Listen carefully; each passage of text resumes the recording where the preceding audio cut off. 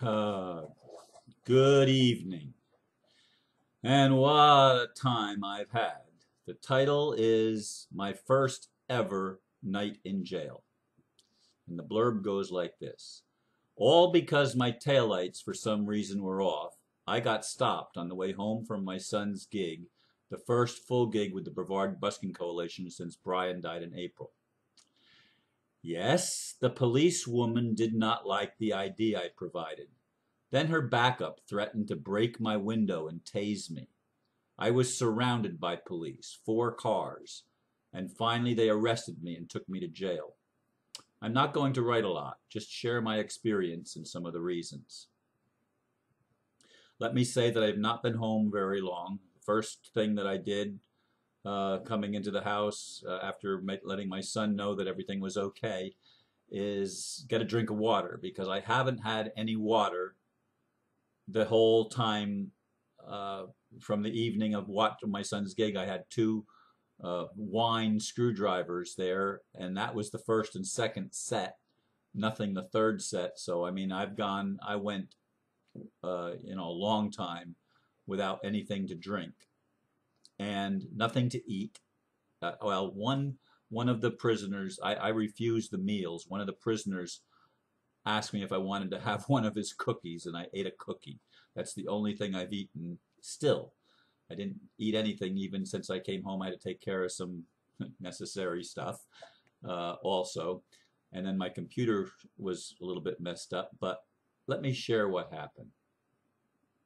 First of all, I couldn't imagine why the blue lights came on behind me. I was almost to I-95 to head back home and go up north to where I live from where the concert was. And when I pulled over, I said, "What's the problem?" And she said, "Your taillights are out." I said, "You're kidding." I says, "I've been having some electrical problems with my car. Let me see if I can't, maybe I put a fuse in the wrong place. Let me see if I can't get them working."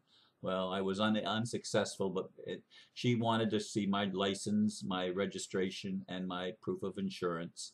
I provided her with my international driving permit, the UN driving permit issued by, I forget what it's issued by, Caribbean something or Latin. I don't remember the whole title of it, and I don't have it with me. They've not returned all of they've still confiscated some of my legal documents and stuff like that I didn't show them, but they rummaged through my car after I was handcuffed in the back seat, and all these cops were going through my car, looking at all my paperwork and everything else. Without a warrant, of course. They did not read me my rights. This guy comes up to my window after I saw the second police car arrive, and this guy came up to my window and said, I had the window cracked open about that much, and he said, "Get out of your car." And I said, "Why?" He said, "Get out of your car." And I said, "Why? Am I under arrest?" He says, "Yes, you're under arrest." I said, "What for?" He says, "I'm going to break your," he grabbed my window and he started to pull on it. He says, "I'm going to bust your window out and I'm going to tase you. You're going to get out of your car one way or another." I opened my car door and I got out. They handcuffed me, put me in the back seat of the patrol woman's car. There ended up being 6 cops around me, 4 cars. I don't remember, I don't know how they came, but she had a male officer or a male, he was plain clothes actually. I don't know what his position was, whether he was a detective or what. But he rode with her when they took me to jail. I had asked for permission to park my car in a parking lot, which was right there. We were right at a parking lot. No, that was not permissible. They towed my car and impounded it, and I still don't have my car back at this point in time. They're not open on Sundays. It took a long time for everything. I mean, at the very end, they notified my son that I would be out in about 15 minutes. It took about an hour and 15 minutes from that point. They had me in a cage, literally, a cage that's 2 feet by 3 feet by 8 feet tall, uh, standing up. There's nothing to sit down on, just a cage waiting. And after the 3 people that were discharged ahead of me had gone through, they made me wait probably a half an hour or 45 minutes longer, just waiting, just keeping me there. Now I want to say that for much of it, I was pretty calm. Even though I didn't sleep at all, I was pretty calm. I was really tired toward the end and getting a little bit feeling grumpy, although I had to watch what I say for obvious reasons. Now I had to reach a point because I was questioning, and even when I went to the jail, I says, "Do I have to answer your questions?" Because I was questioning. I always question. The sovereign asks questions. Now here's one of the interesting things. When I got back to the jail and they had some of the paperwork that were there, which I didn't get all the copies of everything yet, but I assume I will. But in any case, one of the things they had written in all capital letters across the bottom was sovereign citizen. And one of the cops, one of the deputies asked in the jail, asked me, "Are you a sovereign citizen?" And I said, "I'm not a citizen." And I talked, I says, I took an oath of office to uphold and defend the Constitution, and it breaks my heart to see what has happened to the United States. And I actually made comments along that line to several people. And I met some wonderful policemen and some wonderful prisoners, but it was a slavery thing. I mean, it was, we're dominant. You will do what we tell you to do. And I got some advice early on, and then even later on, but when I was going up before the judge, who appears on a camera on a big screen in the jail. We're in a mini courthouse. It's not really even a courthouse. He's in the courthouse, but his image is there on the screen. It's, I guess, a closed circuit television or something. But the good advice was, don't make waves when you're under arrest. When you're in custody, the most important thing is to get out. Don't argue. Don't raise any flags too much. I mean, when they asked me, "Are you Ron Van Dyke?" I said, "Well, I always, whenever they called Van Dyke or Ron Van Dyke, Ronald Van Dyke, I always said, well, I'm the executor of that account." And the judge was the only one that fired back. What does that mean? And I says, well, the corporate account. I says, I'm in charge of that with my UCC-1. And I didn't go any further. But they stole my UCC-1 documents, both the one that I filed with the Republic. Now, I'm not going to say that I'm not going to get them back, but I haven't gotten them back yet. They stole the paperwork that I filed, with my copy of the paperwork that I filed with the state Department of State in Florida, my UCC-1, the right to travel. All of those documents are there in an envelope, and they went through it. Now, when I presented the international driving permit, why do I have an international driving permit? I have an international driving permit for two reasons. One, I was chosen last year, as you remember, to be a delegate for Swiss Indo. And I was in the Australian delegation. So I got an international driving permit with my sponsors, one of my friends' addresses in a suburb of Melbourne, Australia. So I have a Melbourne, Australia address, or it's actually a suburb of Melbourne, Australia.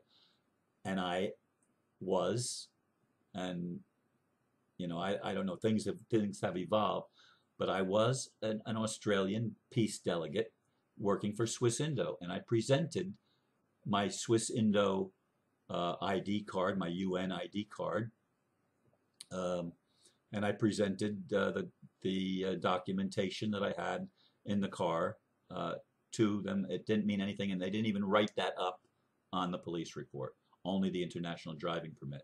But of course, they ran my driver's license in Florida, and almost a year ago, my driver's license was suspended by the judge, the same judge that hit the attorney, Judge Murphy. because he didn't, it appeared initially that he accepted my agreement that I was going to charge the state the same amount of money that they were charging me, because they dropped the charge of resisting arrest without violence, and pressed the charge that the state attorney had agreed to drop because I had gotten a license with all my rights reserved written right on it back in 2012. Okay, I had gotten that license, and the state attorney had agreed to do it, and I finally agreed to a non-jury trial with this Judge Murphy, and they threw me a curveball. They brought another state attorney that hadn't made that agreement with me and reneged on the agreement to drop the charge of driving without a license. So that's the one that I was found guilty on by the judge, and I probably talked about that last time, or at that time in one of my videos. But it was subterfuge. They dropped the resisting arrest without violence. Now, interestingly, I got charged with driving without a license again, or driving with a suspended license, a misdemeanor, and I got charged with resisting arrest without violence. And I thought, when did I resist arrest? Well, asking questions and not doing what you're told, I'm told, is resisting arrest. If you don't obey immediately, you're resisting arrest. That's how the police are taught. You're not allowed to question them. They are the master and you are the slave. And that's the way it is. Now, one of the deputies that came, now I was arrested by the Fort Pierce Police Department, but the St. Lucie County sheriffs were also on the scene, and of course they run the jail. And one of the I don't know what rank he was, but he identified himself as the constitutional something, a title, a constitutional something for the Osceola County Sheriff's Department. And he says, I am in strong support of the Constitution. And he and I chatted about some of the things, and he was one of the ones also that I said, look, I served in the military, I took an oath of office, and it saddens me to see people violate this very state violates its own oath of office, and the police. And as I said, I'm so proud of the police that stand up for truth and stand in their oath of office, and it means something to them. I says, those are my heroes. I mean, I had a lot of good things to say in support of the principles of the United States and how we've gone away from them. There were various conversations even with prisoners and with mostly in the intake, not really with police officers. Once I was in the cell, this is the first time I was ever actually in a cell with other inmates, other than discharge. Like when I was arrested in 2012, I was there for like 5 hours, and I never left the reception area. I never went back into the actual jail part where they have all the rooms with all the prisoners and stuff in there. I was never in one of those rooms till this time, and I thought I was being released around 1:30 or so. They came and they called my name, and I thought, wow, my son got the bond, the bail posted, and they're releasing me. But all they did is took me to the first room that I was in. Most of the beds were empty, and it was relatively quiet. I mean, there was a football game going on with the Miami Dolphins and the Patriots, and even in the small group, it was rowdy. But they took me to another room where all of the bunks, except the one that they put me in, was taken. I thought, why are they moving me to another bunk? And of course, I didn't have anybody to ask. I mean, I just did what I was told because I wasn't about to make waves. Now, that's pretty much the story that I want to tell. Now, people that say don't use your name, when you're in custody, I'd like to know how other people would suggest handling something like that. I mean, I presented documentation that to me is lawful. They may not consider it legal, but it's lawful documentation. I tried to explain to them my status and my standing. I didn't use the word sovereign. I didn't use the word free man at all. I was talking in terms of upholding the Constitution and upholding human rights and of being a peace delegate and of fighting for people's rights, including the rights of the police, because they're being violated too. They're becoming the masters in this slavery system in the jail. And I mean, it broke my heart to see again. I saw this when I was there last time, but it was much more brief. This time I'm seeing, how, especially in the intake, how some of the people are treated. They didn't treat me bad. I gotta say that they were courteous with me. The only one that really was not courteous with me was the guy that would threaten to break my window and tase me. That's the only bad experience I had with any of the police or sheriffs, either on the scene of the arrest or in the jail. But anyway, I'm out. I'm home. I have a lot of emails. I haven't opened any of them yet. I haven't looked at comments on, I haven't looked at Facebook, and Tommy showed me what he posted on his cell phone, and I saw a few of those comments riding in the car. But I really haven't opened any emails at all. I have well over 100 emails to go through. Probably, I don't know. Oh, there's over 100 just on Facebook. Facebook and YouTube, over 100 right there. And that's not counting my other inboxes and stuff like that. So I have a lot to do. I'm tired. I'm going to try to get some sleep. I don't know how many emails I'm going to check. I have to go get my car tomorrow. So the Metagroups thing is probably going to be set back at least one day. I need to get 2 people to take me down there because I don't think they're going to allow me to take my car without a license. Although they didn't confiscate my license, I still have it in my possession. I don't have the international driving permit. I don't have anything that was in my car, and I didn't, and I haven't. They took it out of my car. As far as I know, it was towed without putting it back in, and I was told I would get it. I haven't gotten it yet, so I don't know what the holdup and what I'm going to have to go through. The bond was $1,125. The bail bondsman is supposed to charge 10%. That's a state set thing. He charged $200 to my son, which I didn't know until we had to go to the bail bondsman after I got out of jail, and I had to fill out papers. And I didn't get. I don't even think I got any copies of what I signed, which is really, really bad. I just wanted to get home, and I'm tired. But I think it said the right amount, but he actually charged my son $200. So the bail bondsman actually ripped my son off, which I will, of course, reimburse my son.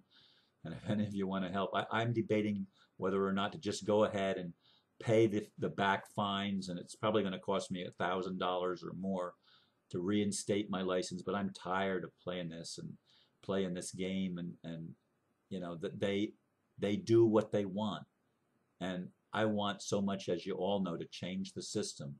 But I don't like being in jail. It's not fun. It's not fun at all. I would, if I had to stay there more than a day, I couldn't bear drinking the crappy water, which I'm assuming is crappy water, probably highly fluoridated. I couldn't. The food didn't look too terrible, but it wasn't appetizing, and I just chose not to eat. But anyway, anybody that wants to give me advice or help in any way, you're welcome to do so. That's my story, and I'm sticking to it. Namaste. Bye.